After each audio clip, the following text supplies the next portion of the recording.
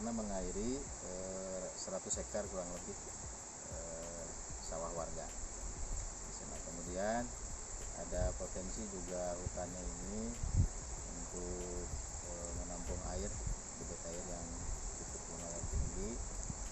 Kemudian ini juga termasuk wisata.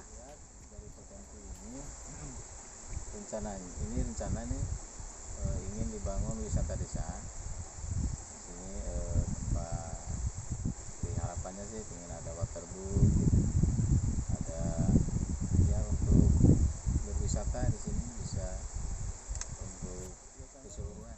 Di musim-musim ya ada event tertentu ya seperti tahun baru ini nih, sebentar lagi tahun baru, kemudian Idul Fitri ya, itu biasanya banyak pengunjung, lumayan lah. Dari berbagai desa yang ada atau dari luar kecamatan juga ya Pak? Dari luar kecamatan juga ada. Gitu ya. Biasanya estimasinya berapa banyak Pak? Volume yang datang ya kisaran ratusan lah untuk sementara, nggak sampai ribuan. Nah yang ada di sini apa yang disajikan oleh desa sendiri sebagai pengelola objek wisata ini? Ya ini hanya balai-balai yang sederhana, kemudian ada sepeda air di sini untuk keliling-keliling pengunjung. Juga ada di sini tempat makanan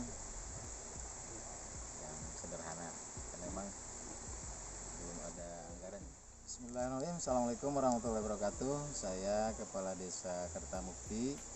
Kebetulan kami di sini punya potensi kurang lebih 15 hektar hutan desa di sini. Ini cagar alam yang luar biasa yang memang belum dimiliki desa-desa yang lain. Kami di sini punya potensi, kemudian ada situnya di sini yang memang jarang dimiliki oleh yang lain juga. Nah, ini potensi kami di sini.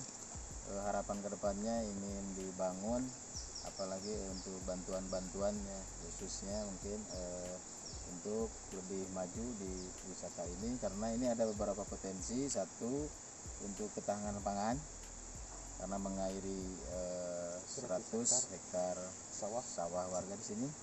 Kemudian ada hutannya juga dan wisatanya juga. Jadi beberapa hal di sini yang memang sangat potensi untuk dibuat lebih maju. Ya, kalau memang desa khususnya ingin program wisata ya, wisata alternatif. Wisata desa alternatif. Terutama di sini bisa dibangun rumah pohon karena memang alami hutan, ada pohon-pohon yang besar, bisa dibangun juga rumah-rumah pohon di sini. Juga tempat terutama fasilitas untuk pengunjung. Contohnya apa? Mungkin di sini ada apa ya, homestay ya. Itu inginan harapannya homestay, kemudian aneka makanan juga disajikan. Aneka kuliner ya? Kulinernya itu ya. Sarana bermain anak kayaknya juga penting nih Pak. Perlu sekali itu, sarana bermain anak juga sama. Selain dari pihak desa, dari pemerintah Kabupaten Garut sendiri, bagaimana nih peranannya? Untuk pemerintah Garut sementara ini karena memang masa COVID ya, COVID-19 ini, jadi belum ada perencanaan khusus kelihatannya. Tapi kami di sini ingin untuk dibantu lebih maju di potensi yang 3 ini di sini. Pak, ada kiat nggak untuk masyarakat agar bisa ikut berperan aktif dalam meningkatkan pembangunan termasuk pariwisata di Desa Kertamukti? Iya, betul sekali itu. Karena memang sebelumnya juga ada swadaya masyarakat di sini. Banyak swadaya yang masyarakat lakukan di sini, termasuk dari mulai nol. Dari mulai nol hanya berapa persegi saja ini awalnya, hingga bisa menjadi seperti ini, pembersihan, terus swadaya berlanjut. Oke, kalau begitu berkaitan dengan histori Pak ya. Sedikit Pak diulas lagi historinya seperti apa?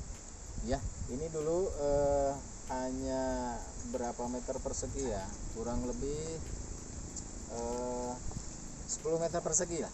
Awalnya ya? Awalnya nih, kurang lebih lah ya. Oke. Nah, kemudian diperlebar, diperbesar hingga seperti nampak fisik yang kita lihat saat ini. Oke.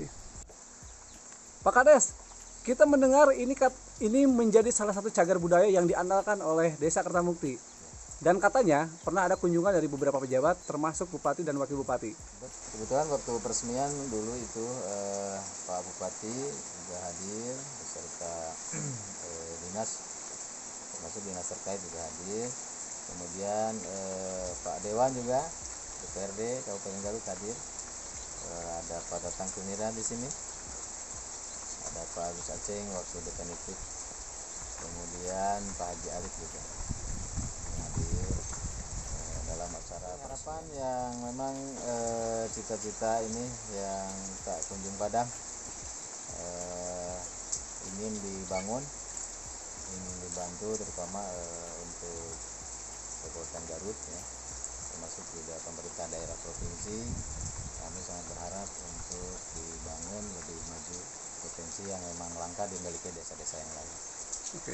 Pak, kalau ini terwujud terrealisasi pembangunan yang Bapak harapkan, apa manfaat untuk masyarakat dan Kabupaten Garut khususnya? Ya, manfaatnya satu menjadi wisata alternatif.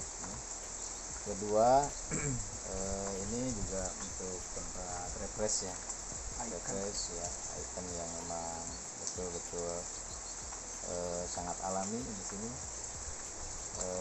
Kemudian juga untuk melepas lelah ya di sini bisa ada apa lagi kalau ada homestay gitu ya. Refresh lah. Oke. Pak, target agar ini menjadi wisata andalan apa yang akan insya Allah kami untuk yang perlu dilakukan agar memang menjadi wisata andalan ya, di samping juga finansial yang memang perlu ditopang, kami di sini akan mempersiapkan dengan para pemuda Karang Taruna yang untuk menggerakkan swadayanya, giatnya, persatuan pemudanya, untuk betul-betul membangun agar memang lebih maju ya. Siap. Kemudian selain juga memperdayakan anak muda di sini, juga kami insya Allah akan melakukan kerjasama dengan media-media yang kompeten agar memang bisa mercusuar ya. Kang Randy, Ya, di sini tempatnya bagus nih, Kang. ya.